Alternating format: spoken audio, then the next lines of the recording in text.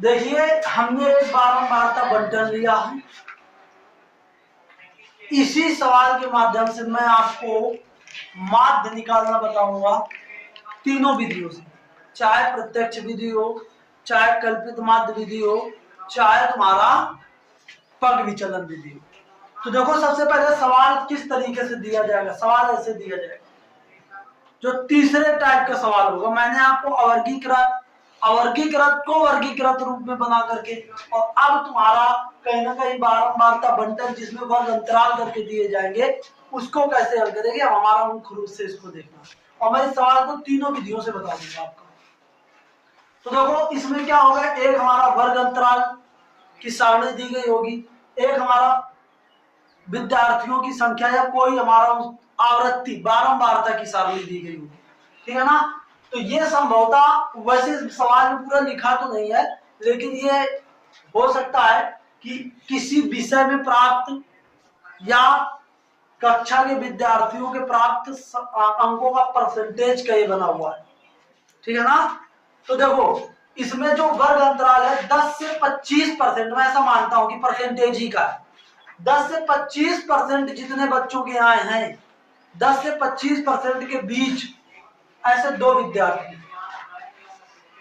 ठीक है ना, जिसके नंबर 25 से 40 के बीच आए वो हमारे 3 है, 40 से 55 के बीच वाले 7 हैं, 55 से 70 के बीच वाले 6 हैं, 70 से 85 के बीच के वाले 6 हैं, 85 से 100 के बीच अंक प्राप्त करने वाले भी 6 हैं। तो अब इसी को मैं कैसे बना लूंगा, ये तुम्हारा 36 बनी है, अब इसी को मैं ऊर्ध्वाधर फॉर्म में बना लूंगा। जब मैं इसका हल करूंगा ना, तो मैं इसको ऊर्ध्वाधर फॉर्म में बना लूंगा, क्योंकि आपको बोर्ड परीक्षा में सवाल को लगाना है तो आप कैसे करेंगे ये सब। तो सबसे पहली जो सारणी बनाएंगे ये आप वर्ग अंतराल की बनाएंगे। वर्ग अंतराल के लिए सबसे पहले सारणी बनाएंगे, ठीक है ना। सबसे पहले वर्ग अंतराल के लिए सारणी बनाएंगे, तो क्या है देखो 10 से 25, ठीक है ना, 25 से 40, फिर 40 से कितना 55, फिर 40 से 55, 55 से 70, और 70 से 85, और 85 से 100। तो देखो 3 3 6 6, ठीक है ना। तो अब देखो पहली चीज तो ये, अब यहाँ पे क्या है देखो विद्यार्थियों की संख्या। विद्यार्थियों की संख्या मतलब ये जो है ना, ये हमारी कहीं ना कहीं आवृत्ति के लिए है, ठीक है ना। आवृत्ति को मतलब बारंबारता भी कहते हैं, ये बारंबारता के लिए सारणी है। तो 10 से 25 प्राप्त करने वाले दो विद्यार्थी, 25 से 30 3, ये 7, और ये हमारा 6, ये भी 6, ये भी 6। अब देखो क्या निकालना पड़ेगा, अब निकालना पड़ेगा इनका मध्यमान। क्या निकालना पड़ेगा, मध्यमान, ठीक है ना। तो इनका अब निकालो मध्यमान। तो यहाँ पे हम निकालेंगे हम, या मध्य बिंदु भी बोल सकते हैं, इनके मध्य बिंदु, अंतराल के मध्य बिंदु प्राप्त करो। अंतराल के मध्य बिंदु प्राप्त करोगे, या इसी को वर्ग चिन्ह भी कहा जाएगा।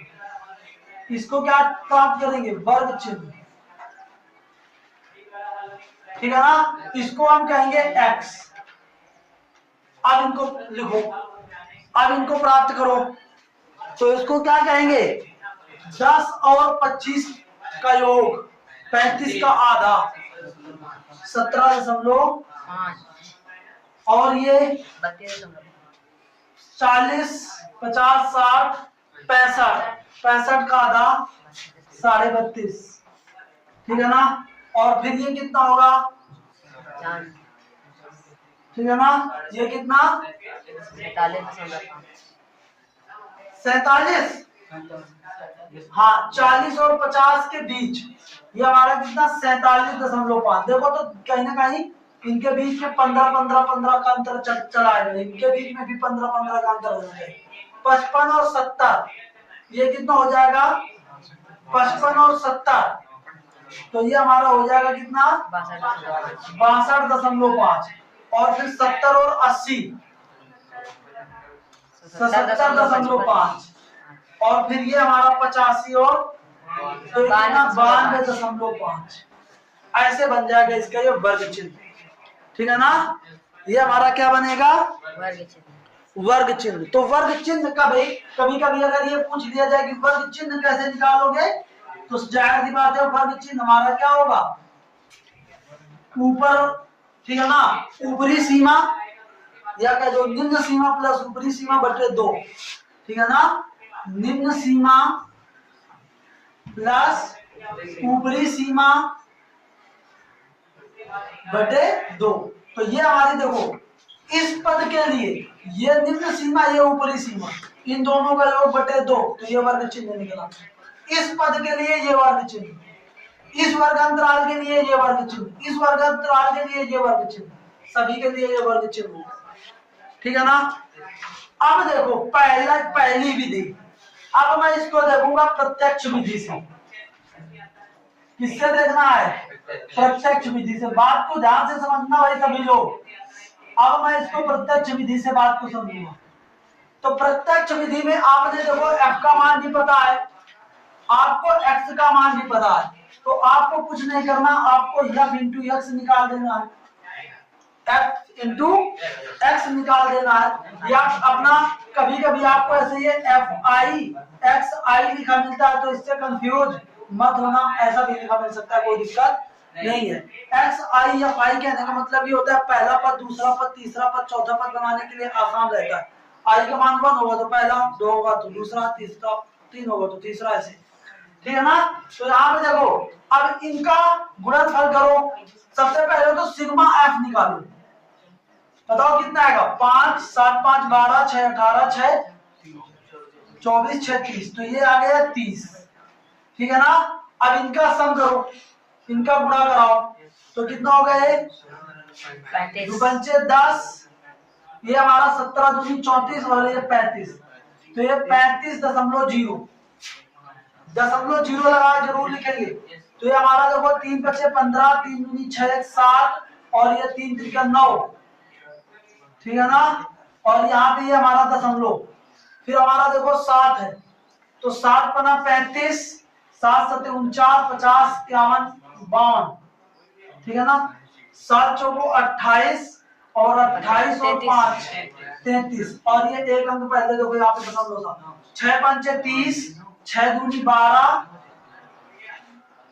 15, और ये 6 छंग 36 और एक ये 37, और ये हमारा 6 पंचे 30, 6 सत्ते 42 45, 6 सत्ते 42 और ये 46, ये एक अंक पहले दशमलव, 6 5 30, 6 दूनी 12 3 15, 6 नाम 54 और एक 55, ये आ गया हमारा इतना।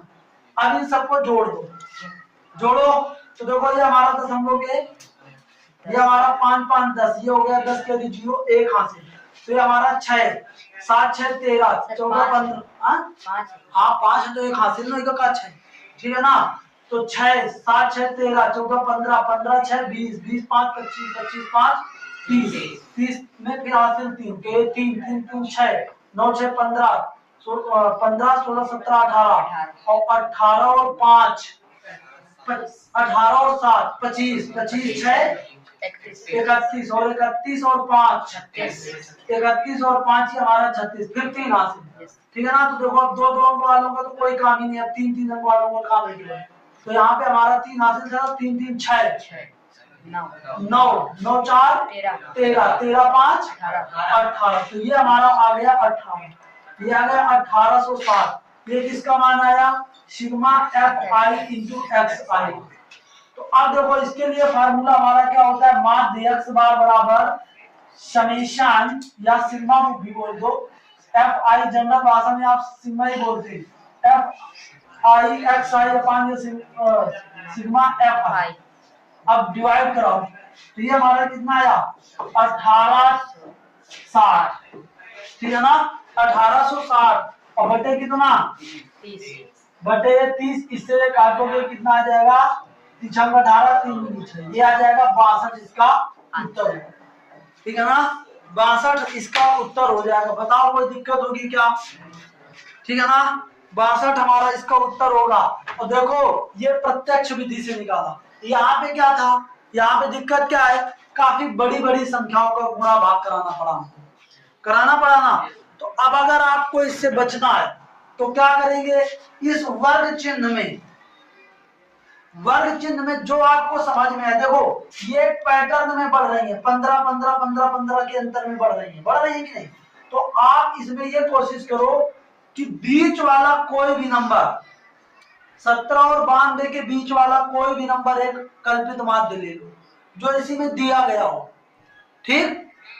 तो वो कल्पित माध्य ले लो। तो मैं क्या करता हूं, इसको मैं कल्पित माध्य ले लेता हूं, ले लिया, इसको ले लो चाहे तुम इसको ले लो, कोई दिक्कत नहीं, ठीक है ना। इसको भी ले लोगे तो दिक्कत नहीं है। तो मैंने इसको मान लिया कल्पित माध्य, और जो कल्पित माध्य होता है ना, कल्पित माध्य को ज्यादातर ए से रिप्रेजेंट कर दिया जाता है।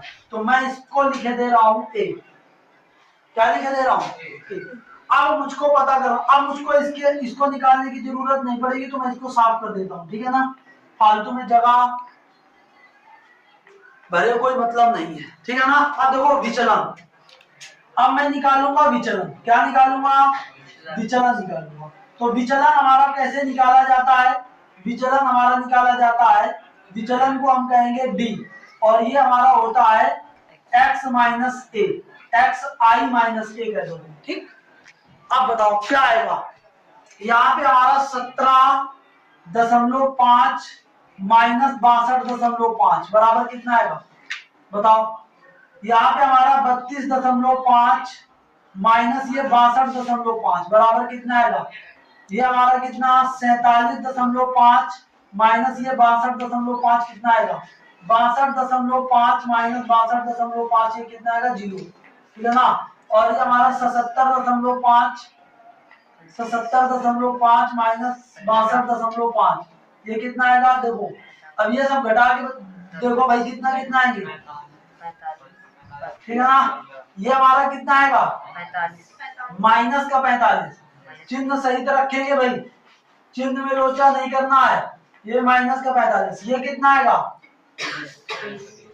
ये कितना आएगा, माइनस का 30, ये कितना आएगा, ये माइनस का 15, और ये 0, ये कितना प्लस का 15, और ये कितना प्लस का 30, कितना आया कि नहीं, बताओ कितना आया ना। तो ये तो हो गया देखो तुम्हारा विचलन। अब हमको क्या निकालना है, अब हमको निकालना, ये देखो विचलन निकले, ये विचलन निकला, ये निकला, ये निकला, ये निकले विचलन तुम्हारे। बात को कायदे से समझो, ठीक है ना। अब आपको क्या करना है, अब निकालना है आपको एफ आई, अगर इसको चाहते हो तो डी आई लिख दो, एफ आई किताब की भाषा में चाहते हो तो डी आई लिख लो, नहीं तो एफ डी सीधा लिखो, और ये डी आई, ये एफ आई डी आई। मैंने कारण बता दिया आई क्यों लिखा जाता है। आई लिखने में ये रहता है आपको जैसे दिखाना है कि कौन से नंबर का है, तो वही आई की जगह में रख दो, ठीक। बाकी यहाँ पे नंबरों की ऐसी कोई आवश्यकता नहीं है। तो यहाँ पे देखो क्या आएगा, एफ आई डी आई निकालना है, तो ये है एफ और ये है डी, ये है एफ, ये है डी, इनका गुणा कराओ तो बताओ कितना आएगा, 45 दूनी 90, ये माइनस का 90 आया, और ये 30 3 का 90, ये भी माइनस का 90 आया, और ये 17 15 7 105 माइनस के 105 आया, और ये कितना आया, 0 का मान 0 में किसी में भी हो, ये हमारा 15 6 का 90 प्लस का ये 90 आया, और ये हमारा 30 6 3 का 18 प्लस का ये 180 आया, ठीक है ना। अब देखो इन सबको जोड़ो, इन सब में अगर तुम summation F I into D I निकालोगे, ठीक है ना, तो देखो क्या आएगा, 90 से ये 180 कट जाएगा कि नहीं। अब सबको जोड़ोगे तो यहाँ पे हमारा क्या बचेगा, -15 बचेगा कि नहीं। अब आप फार्मूला, अब ये किससे निकाल रहे हैं, कल्पित माध्य विधि से, किससे निकाल रहे हैं, कल्पित माध्य विधि से। बात को बहुत ध्यान से समझो, सवाल एक पूरा का पूरा कॉन्सेप्ट आपका देखे चला जाएगा। तो कल्पित माध्य में हमारा x बार बराबर क्या होता था, a plus summation F I D I upon, ठीक है ना, रख दो। अब मान रख दो भाई सबके। तो यहाँ पे हमारा a का मान कितना है, देखो a का मान मैंने कल्पित माध्य कितना माना था, 62.5, तो रख देते हैं ये 62.5 प्लस, अब एफ आई डी आई कितना है -15 और बटे एफ आई कितना है 30। तो बताओ अगर इसका भाग कराएंगे तो कितना आएगा 62.5, इसका भाग कराओगे तो आ जाएगा ये -0.5 आ जाएगा कि नहीं। तो इसको हल करेंगे तो 62.5 और ये -0.5, अब इसको घटाओगे कितना आ जाएगा 62। बताओ उससे ये आसान है कि नहीं, इसमें गुणा कम करना पड़ा कि नहीं, पहले से गुणा कम करना पड़ा, जोड़ने वाली प्रोसेस कम करनी पड़ी। कहीं ना कहीं यहाँ पे देखो ऐसे नंबर आ गए जिससे हमारा ये कट गया। जोड़ने वाली प्रक्रिया आसान हो गई, गुणा करने वाली प्रक्रिया आसान हो गई। तो इसको हम कहेंगे कल्पित माध्य विधि। क्या कहेंगे कल्पित माध्य विधि। उत्तर तो उतना ही आएगा, चाहे जिस तरीके से निकालो, जो पदों का माध्य निकलना होगा वो वही निकलेगा, चाहे जिस तरीके से निकालो। तो ये तुम्हारी हो गई कल्पित माध्य विधि, ठीक है ना। अब आगे देखो, आगे हमारा क्या होता है, आगे हमारा एक चीज देखो, अब ये हो गई कल्पित माध्य विधि। अब अगर इसमें पग विचलन विधि से इसको लगाएं, ठीक है ना, तो मैं ये दोनों साफ कर देता हूं, पग विचलन विधि से करती हूं। अगर मैं इसको पग विचलन विधि से करेंगे तो यहाँ पे देखो ध्यान दो, ये हमारा यहाँ तक की प्रक्रिया बिल्कुल सेम होगी, यहाँ तक की ये प्रक्रिया बिल्कुल सेम होगी, ये -45 निकला। अब यहाँ पे एक नया विचलन निकाला जाएगा, यहाँ पे क्या निकाला जाएगा, नया विचलन निकाला जाएगा। बात को समझो, जिसको कहेंगे u, जिसको क्या कहेंगे u कहेंगे, या i कहना चाहते हो तो i कहेंगे। और ये किसके बराबर होगा, ये हमारा d बाई इनके बीच में जो डिफरेंट है इसको हम कह सकते हैं h। इनके बीच में डिफरेंट कितना है 15 का, ठीक है ना, उसका भाग करा दोगे यहाँ, तो ये आ जाएगा d अपान ये कितना 15, ठीक है ना। इनके बीच में जो अंतर हो उसी का भाग कराना है। तो अब बताओ क्या होगा, अब बताओ क्या आएगा, 15 का भाग इसमें दोगे कितना आ जाएगा -3 इसमें दोगे, -2 इसमें दोगे, -1 इसमें दोगे, 0 इसमें दोगे, 1 इसमें दोगे, 2 आएगा कि नहीं आएगा। अब आपको क्या निकालना होगा एफ आई इंटू यू आई, ठीक है ना। तो बताओ कितना आ गए, 2 तिहाई 6 माइनस का 6 आएगा, और फिर ये हमारा 3 दूनी 6 माइनस का 6 आएगा, और ये हमारा 7 एकम 7 माइनस का ये 7 आएगा, 6 0 ये 0 आएगा, और ये 6 एकम 6 ये 6 आएगा, और ये 6 दूनी 12 ये 12 आएगा, आएगा कि नहीं। अब यहाँ पे हम क्या पता कर लेंगे, यहाँ पे हम क्या पता कर लेंगे, ये पता कर लेंगे समेशन एफ आई या यू आई कितना आएगा बताओ। ये हमारा 6, ये 6 से ये 12 कर दिया, और ये हमारा कितना आया, ये आया केवल -1 आया कि नहीं आया। अब पग विचलन विधि द्वारा जो माध्य निकाला जाता है उसका फार्मूला क्या होता है, पग, ठीक है ना। यहाँ पे मैं निकाल देता हूँ जहां पे हमारा ये सवाल लिखा हुआ है ऊपर, ठीक है ना। यहाँ पे देखो हमारा पग विचलन विधि, पग विचलन विधि। अब इसके लिए देखो फार्मूला क्या होगा, इसके लिए हमारा फार्मूला क्या होगा, x बार बराबर होगा a plus sigma F I B I वो यू आई अपान ये हमारा सिग्मा एफ आई, ठीक है ना। यहाँ पे देखो, यहाँ पे तुमको गुणा करना पड़ेगा h, और ये h क्या है, यही नंबर, ठीक है ना।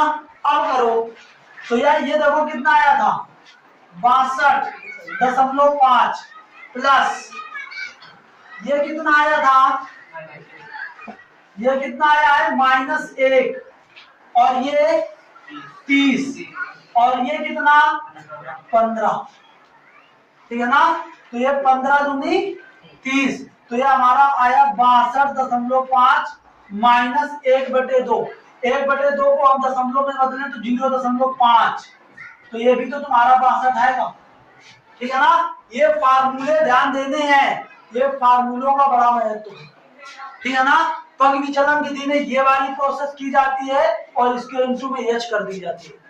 कौन क्यों? अब देखो ये उससे भी आसान हो गई, अब और कम गुणा भाग हो गया कि नहीं? अब और कम गुणा भाग जोड़ घटाना हो गया कि नहीं? तो ये इसलिए एक के बाद एक विधियां बनाई गई हैं, इस तरीके से आप कर सकते हैं, ठीक है ना। अब आप अपनी अभ्यास प्रश्नावली की प्रैक्टिस करें, जो दिक्कत हो बताएं, ठीक।